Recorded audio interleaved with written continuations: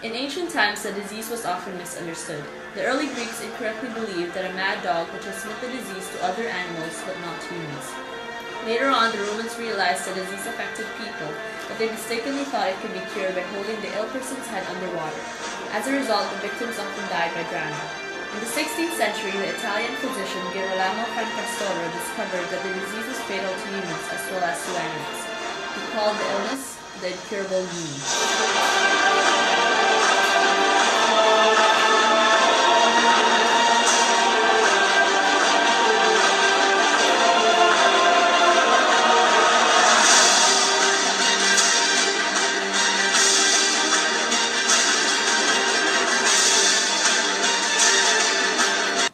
Hi, this is Christine reporting live from KL News. We have just been informed that the very fatal rabies virus has swept the nation once again. The virus spreads through live animals, and some are particularly more likely to transmit the disease. And thus, the authorities have been warning people to beware of the following animals: the fox, the raccoon, the bat, dogs, horse, chicken, cows, pigs, sheep, and any other farm animal. Hi, this is Lisa reporting live from KL News. We have just received exclusive footage of a 5-year-old boy in the Philippines who had been attacked by a rabid dog roughly about a week ago. It has been said that because of financial restraints, the boy was not able to receive much needed medical attention. He is now showing severe symptoms such as foaming of the mouth, fear of water, convulsion, and signs of violence. Here's the footage.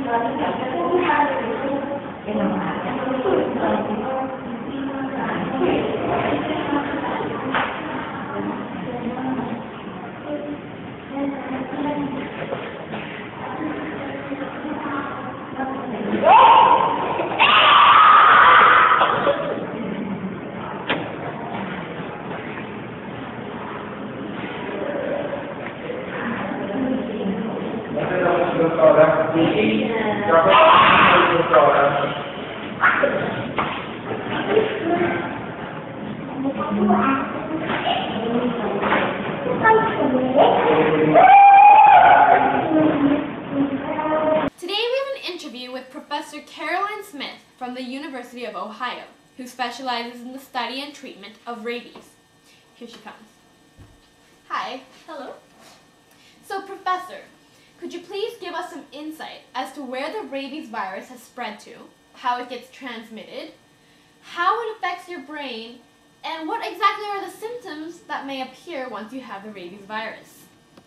Well, the rabies virus can be found about anywhere in the world except Australia and Western Europe. The virus is transmitted to other mammals, including humans, through infected saliva, bite, or wound, and goes on to cause inflammation to the brain. Once the virus is inside the body, the rabies virus multiplies. It travels through the muscle and motor nerve from its entry point to the spinal cord, which then goes and reaches the brain. Once it reaches the brain, victims start showing symptoms. Symptoms in animals include showing no fear of humans, acting agitated and aggressive. Symptoms in people include fever, depression, agitation, painful spasms, followed by excessive saliva, foaming at the mouth, and death within a week without vaccines.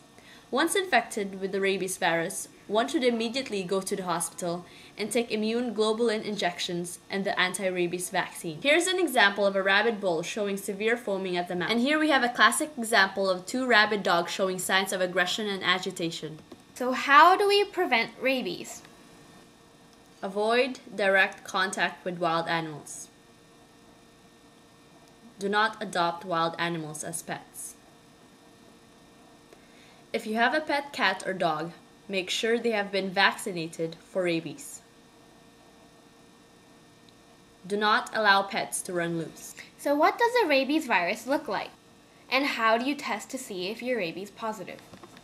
In order to actually see the virus, you must use a microscope. And here is a still image of the rabies virus. If you take a closer look, it is shaped like a bullet.